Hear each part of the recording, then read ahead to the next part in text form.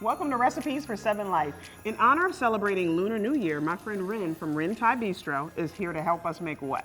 Pad Thai with shrimp. Okay, Rin, tell everybody how you put it together. First thing first, a little bit of oil in your pan, garlic, egg.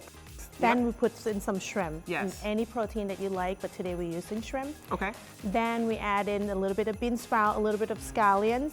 Then go ahead, when it's all nice and cooked, add your noodles in there. Then we also make our own our own sauce. Yeah. So it consists of tamarind juice, sugar, fish sauce. Add it all in there. Wait until it's almost cooked. Then you add a little bit of chili flake. If you like it spicier, Yep, add a little more. add a little more.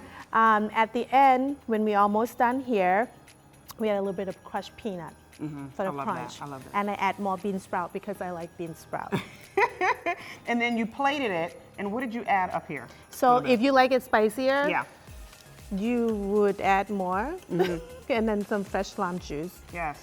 Oops. And I'm making a mess up here. It's okay. So Rin, tell everybody what the noodles mean and what shrimp means for Lunar New Year. So the noodles mean longevity. During Chinese New Year, we're trying to eat something that have a meaningful to your life. Yeah, yeah. And this is another one of the things that I love, red envelope. But anyways, the shrimp from the sea means abundancy. I love that. Yeah, so. I love that. But if you want to eat anything else, it's fine too. Chicken is great for you. Yeah, I love that. And thank you for making this, Rin. You're And welcome. I'm glad to have friends that, can cook pretty much anything because you're a great chef. You're a great chef, but this dish is one of my favorites. So I want you to head over to wkbw.com/7life to get this recipe.